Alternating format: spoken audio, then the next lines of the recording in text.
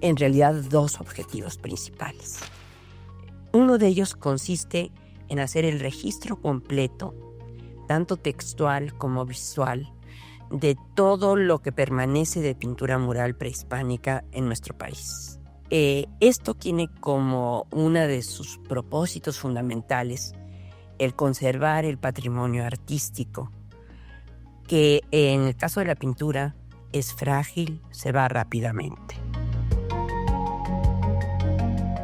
El segundo objetivo de la doctora Beatriz de la Fuente, al crear en 1990 el proyecto La Pintura Mural Prehispánica en México, con sede en el Instituto de Investigaciones Estéticas de la UNAM, fue registrar, estudiar e interpretar las imágenes desde un enfoque multidisciplinario con el fin de lograr un mejor acercamiento a esta manifestación cultural del México antiguo, hasta entonces poco estudiada. Cuando empezó el proyecto la doctora de la Fuente, que lo empezamos juntas y que empezamos con varios colegas al mismo tiempo, decidimos que lo más importante era registrar todo lo que pudiéramos de la pintura mural prehispánica de México. Y la verdad es que después de 35 años, la percepción de los arqueólogos se ha modificado con relación a la pintura mural, porque la pintura mural no tenía mayor importancia para los arqueólogos. Y nosotros hicimos que el arqueólogo volteara a ver la pintura mural con unos ojos diferentes.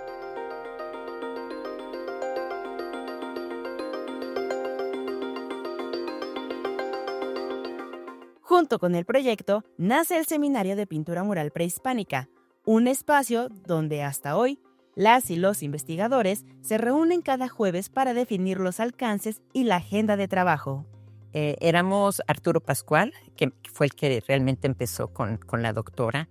Éramos María Teresa Uriarte, yo, Alfonso Arellano, María Elena Ruiz Gayut, pero ese mismo año se incorporaron otros investigadores. La primera vez que nos reunimos ya era un jueves a las 10, ya propiamente era el seminario, ¿no? Entonces la idea era pues ir armando las investigaciones, los libros, compartir la bibliografía, discutir lo que veíamos y como había varias disciplinas, pues la visión de cada uno de ellos, ¿no? Y compartir la información que obteníamos. Entonces, pues eran seminarios muy ricos, ¿no? Para ir avanzando y dar a conocer los avances del proyecto, que eran muy importantes, realmente algo muy novedoso. Hicimos el boletín de la pintura mural prehispánica. Entonces se enviaba por correo, en ese entonces por correo, a todos los investigadores relacionados con el tema, ¿no? Extranjeros y nacionales, por supuesto, ¿no? Y tuvo mucho éxito porque dábamos avances de lo que estábamos haciendo, ¿no? Y continuó durante mucho tiempo, se hicieron como 26 números. La multidisciplina ha sido uno de los grandes méritos de este proyecto, ya que la pintura mural es una manifestación artística compleja, imposible de comprender desde una sola mirada. Yo recuerdo desde 1990, cuando tuve el gusto de conocer a la doctora de la Fuente cercanamente en temas de trabajo, que ella era muy abierta a las diferentes disciplinas. Respetaba mucho a las disciplinas. Es decir, bueno, ustedes son los especialistas, ustedes tienen la libertad de plantear lo que ustedes y su conocimiento pueda llegar a proponer. Cuando una vez en una reunión, que eran los jueves, cada semana, nos dijo, a ver, colegas, saquen una hojita de papel y escriban la aportación del proyecto en sus disciplinas. Yo era muy jovencito y fue para mí, se me abrió un mundo, ¿no? Se me abrió un universo porque llegué al seminario del proyecto y en ese momento estaban trabajando Cacaxtla, allá en Tlaxcala, en la zona arqueológica, los murales de Cacaxtla. Y estaban en el seminario en aquellos momentos Rubén Cabrera, Jorge Angulo, muchas personalidades que se ponían a ver los murales, a discutir lo que veían en ellos, ¿no? Historiadores e historiadoras del arte, arqueólogos, astrónomos, la doctora Nabrijo como la bióloga. Y entonces ahí yo comprendí la importancia del proyecto y su carácter multidisciplinario, ¿no? El trabajo desde distintos campos del conocimiento, ha permitido construir una visión más completa y profunda sobre el significado de la pintura mural en México. Actualmente en el proyecto estamos bajo la dirección de la doctora María Teresa Uriarte. Yo estoy como coordinadora del proyecto y hay 3 técnicas académicas más que están trabajando. Tenemos quien está dedicada al banco de imágenes, después al área gráfica y después una persona que está también trabajando exclusivamente publicaciones. Uno de los retos más importantes a los que se ha enfrentado el proyecto de la pintura mural prehispánica es el registro fotográfico y hemos logrado grandes avances. Actualmente nuestro banco de imágenes es el más completo de todo el mundo de la pintura mural prehispánica en México.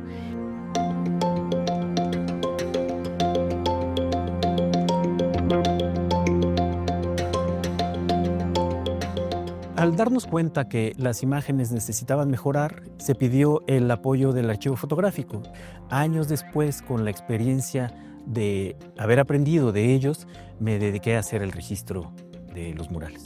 Algo muy importante también es el trabajo que hice con mis compañeras. Después de regresar de las temporadas de campo, revisábamos los rollos, tomábamos con película y veíamos qué estaba mal o qué estaba bien y cómo podíamos mejorar. 2 de los retos principales en los que participé en el registro fotográfico de murales fue Bonampak y Cacastla. En el primero, Ernesto Peñalosa del archivo fotográfico tomó las fotografías en formato 120, pero para ello, meses antes se diseñó un carro especial que se podía deslizar a través de los muros y se le ponía una torre y con esta torre se podía alcanzar la parte superior y la bóveda también. Una vez que regresamos a la Ciudad de México, se revelaron los rollos y se mandaron digitalizar en Foto CD. Y después yo uní los murales de los 3/4 en las computadoras del proyecto. Para hacer esta unión me tardé 1 año. Cacastla fue mucho más reciente y fue el resultado de muchas experiencias anteriores, en donde probamos un sistema de rieles que habíamos construido, que construimos precisamente nosotros en el proyecto, para poder deslizar la cámara fotográfica junto con las luces, para que todas las imágenes aparecieran con la misma iluminación y el mismo encuadre, además de la misma distancia a los murales. Cacastla son murales ligeramente inclinados. Tiempo antes también fuimos a estudiarlos, vimos cuál era la inclinación promedio y esa fue la inclinación que utilizamos.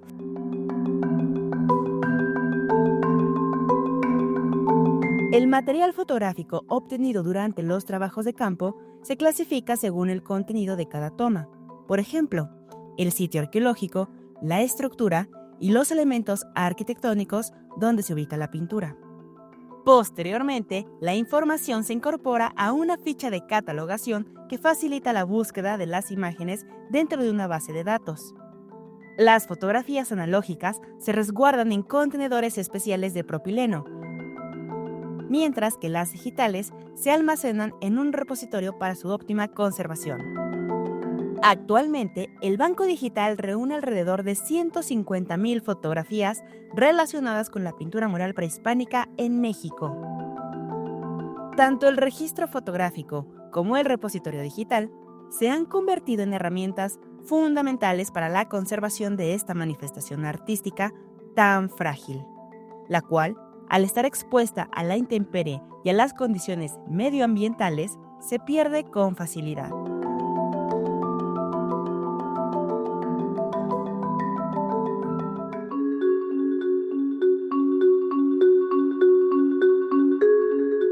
El dibujo a línea es otro recurso que utiliza el proyecto para rescatar detalles que las imágenes de archivo no pueden mostrar.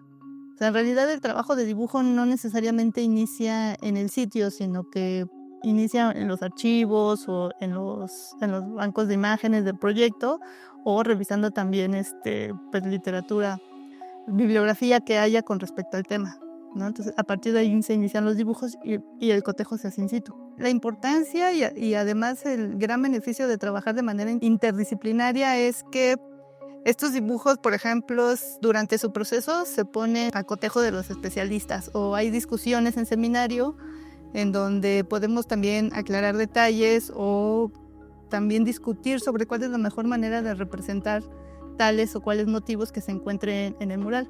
También conlleva una gran responsabilidad para nosotros como dibujantes porque hemos descubierto que registrar el mayor detalle posible es importante. Es importante plasmarlo porque de ello también a futuro puede depender las interpretaciones que se hagan con respecto a los murales. Un ejemplo pues es en el mural de la batalla, en donde encontramos de manchas, o en realidad de todo el sitio de Cacaxtla, ¿no? Está lleno como de motivos que tienen aparentemente ya sea piel de jaguar o que en forma de vestimenta o en la piel, que estén los personajes tatuados con ciertos patrones de manchas. Esos patrones de manchas, gracias a los biólogos del proyecto, pues nosotros nos enteramos que pueden ser de jaguar o pueden ser de ocelote o de otra especie de felino.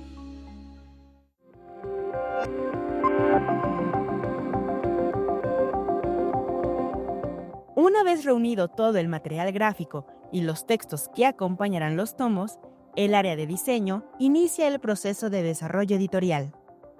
Toda la formación de los libros y todo el tratamiento de las imágenes y demás lo hacemos nosotros en el proyecto. Entonces digamos que ahora sí tenemos como un círculo cerrado desde el registro hasta la realización de las publicaciones dentro de nuestro proyecto. Desde el inicio, el seminario determinó las áreas que se estudiarían: Altiplano Central, Área Maya, Oaxaca y Costa del Golfo. Como resultado de las investigaciones, se han publicado 17 tomos de la serie. Cada área contiene un tomo de catálogo donde se presenta a detalle la pintura mural registrada y otro de estudios donde se concentran las investigaciones realizadas sobre el sitio. Posteriormente, a partir de los archivos nativos de los libros impresos, se elaboran los digitales en formato EPUB de texto fluido empleando un software libre. Durante 35 años de estudio, este proyecto ha contribuido a revelar la riqueza de las culturas antiguas de nuestro país, a través de la mirada profunda de estas representaciones artísticas.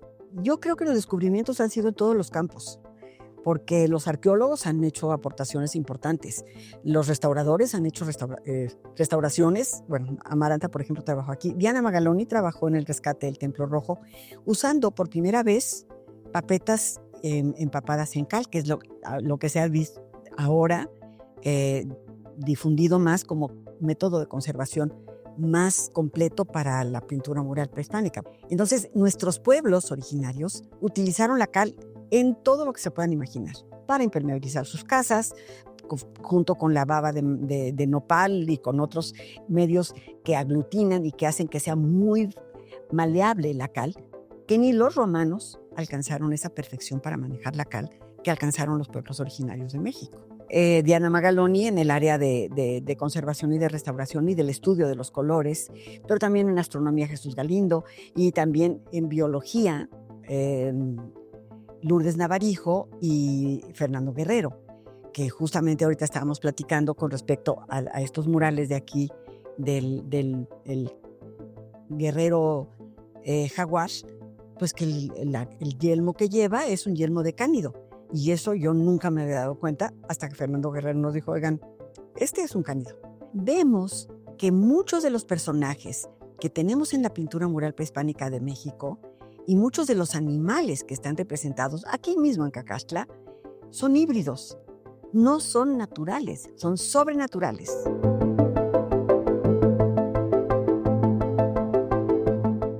Y el contexto para la pintura mural es fundamental.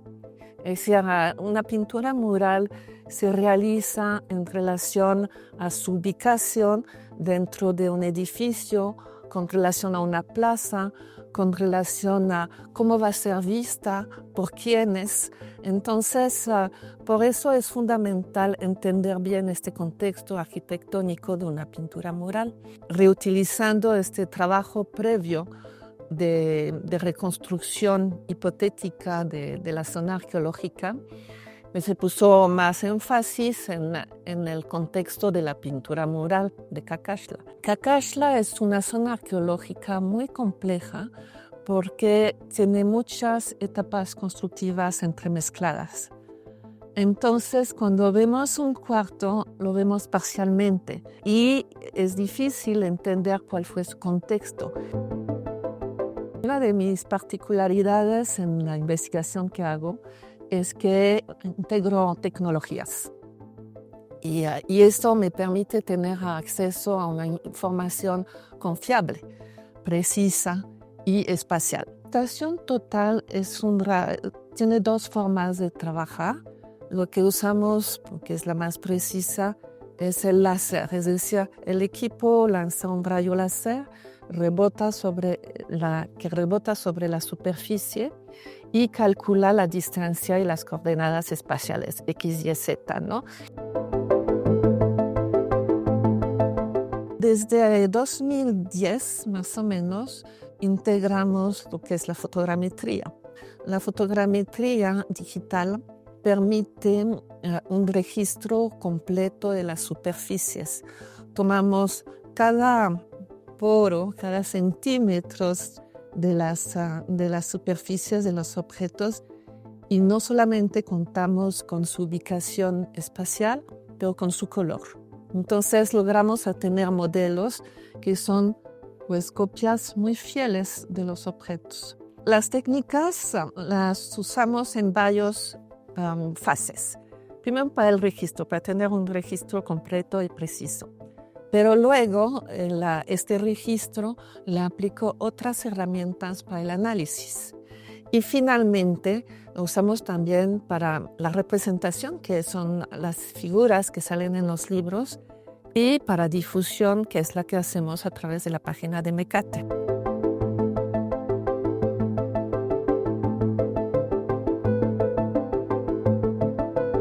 Lo que encontramos en Teotihuacán fue muy interesante porque además de que pudimos ver la presencia como tal del jaguar y del puma de manera muy relevante en los murales y cómo parte de sus cuerpos eran también manipulados para significar otros elementos, por ejemplo, las manchas, las rosetas típicas del jaguar se convertían a veces en flores o a veces en estrellas, ¿no? Vinculando al felino con la vegetación o con el agua.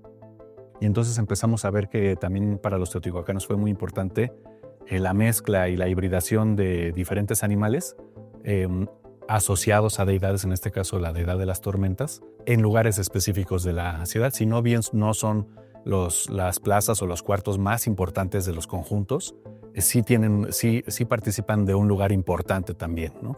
En este caso en el conjunto de los jaguares en Quetzalpapalotl y con evidentemente atributos bélicos, ¿no? Con armas, con escudos que después se exportaron o esas imágenes llegan al área maya, ¿no? A Tikal y a otros lugares en donde se empiezan a observar también personajes vestidos de este ser felino serpiente. Eso fue de parte de lo que encontramos al hacer el estudio de las imágenes de felinos en la pintura mural de Teotihuacán.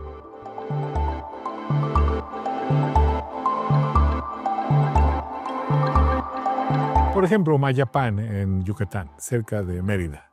Ahí en el proyecto fuimos testigos del momento que los arqueólogos del INAH en Yucatán descubrían una pintura muy astronómica, muy solar, grandes soles, custodiados por dos personajes armados, soles amarillos, rayos rojos, y dentro de porque eran varios soles, había un personaje como volteado, como cayendo.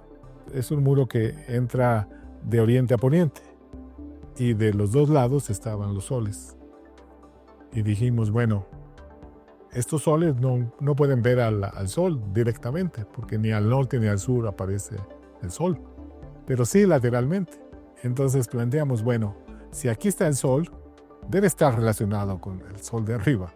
Entonces medimos el muro y encontramos que 2 fechas en el año, al surgir el sol en un horizonte bastante plano, pero finalmente sube el sol y tiene que brincar el edificio circular que está ahí. Bueno, cuando sucede esto, entonces sí, el sol, los rayos solares pueden iluminar lateralmente el sol. Y uno dice, ¿y cuándo sucede? En las mismas fechas que en el Templo Mayor de Tenochtitlan. Pero ¿qué es lo que tiene ahí adentro el sol? Puede haber solamente 2 posibilidades.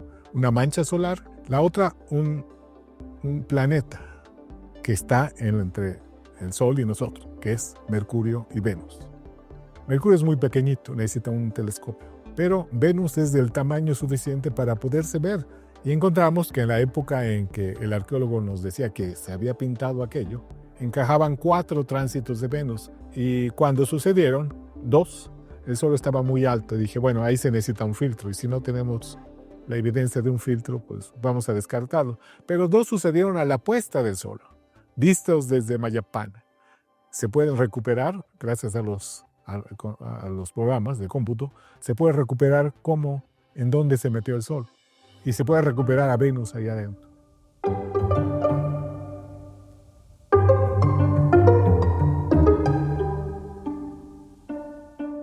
El proyecto, la pintura mural prehispánica en México, prácticamente ha registrado la mayoría de los sitios arqueológicos en los que se ha encontrado pintura mural. No obstante, en cualquier momento puede aparecer un nuevo sitio con murales que hay que estudiar. Si este proyecto es 100% UNAM. Si no fuera por la UNAM, no habríamos podido durar 35 años. Gracias al apoyo de diferentes rectores que a lo largo de los 35 años hemos tenido en la universidad, hemos podido continuar. Para el año que entra, vamos a tener 2 proyectos en marcha, que es terminar los tomos que nos faltan de los volúmenes de la Costa del Golfo y terminar lo que nos falta del Altiplano Central Mexicano, de los cuales publicamos Cacaxtla, pero no publicamos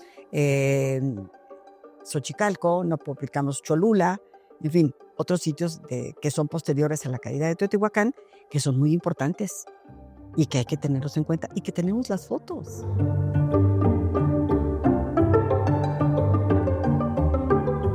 La visión de Beatriz de la Fuente sigue más viva que nunca. Su legado continúa en la formación de nuevas generaciones en el estudio del arte prehispánico y de la pintura mural. Ella me hizo jurarle que iba yo a terminar el proyecto. Yo ya me había, ahora sí que medio echado para atrás pensando que ya con la Huasteca yo dije ya, hasta aquí llegué. Pero Matos me dijo, no, chiquita, tú le juraste a tu maestra que ibas a terminar y ahora nos vamos a hacer lo del altiplano, que les decía yo hace un momento. Y entonces, pues yo creo que vamos a terminar, ojalá, que los dioses nos sean propicios de todas las latitudes y que podamos continuar con el proyecto y terminarlo como era el deseo de la doctora de la Fuente.